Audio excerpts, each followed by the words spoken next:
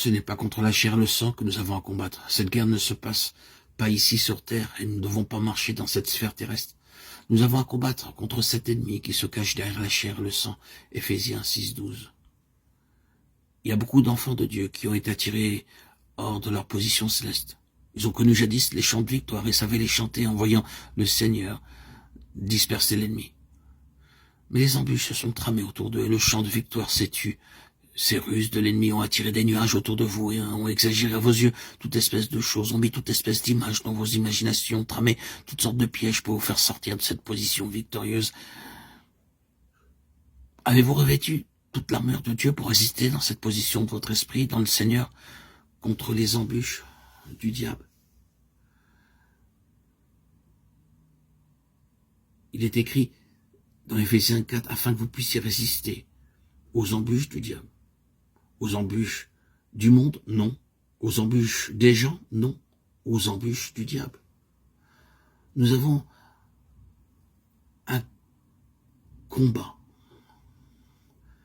Et si vous voulez, enfants de Dieu, mes chers amis, apprendre à attaquer l'ennemi qui se trouve derrière la chair et le sang, réclamant la victoire au nom du Seigneur Jésus, rien ne résistera devant votre offensive, ni devant votre chant de victoire au nom puissant de Jésus.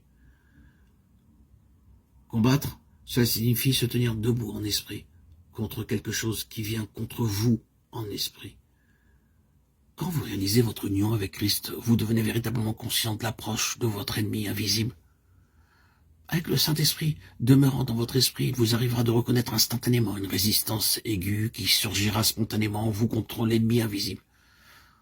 Votre esprit deviendra alors de plus en plus habile, aiguisé, à discerner ceci.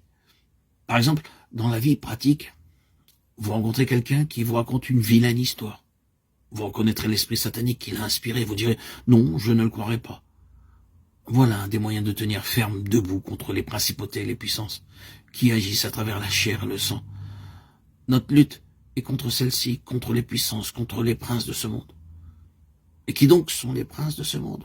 Dieu règne pourtant dans le ciel. Dieu est souverain sur le trône. Oui, mais dans la dispensation actuelle, le Dieu de ce siècle règne par les ténèbres. Les ténèbres obscurcissent la sphère où vous travaillez. Vous les voyez, vous les sentez. Avez-vous compris comment il faut combattre contre ces dominateurs des ténèbres et les vaincre de façon à maintenir la victoire et à vous tenir debout en esprit fort dans le Seigneur et dans sa force toute puissante contre l'ennemi, contre la puissance spirituelle de méchanceté qui est dans les lieux célestes. Il y a par exemple la puissance de la boisson. C'est l'esprit qui pousse un homme à boire. Vous n'avez pas compris ces puissances de méchanceté qui sont des esprits qui vous attaquent sans cesse, en permanence, vous poussent à faire des choses que dans votre cœur vous ne désiriez pas faire. Il vous faut distinguer la cause réelle de ces attaques,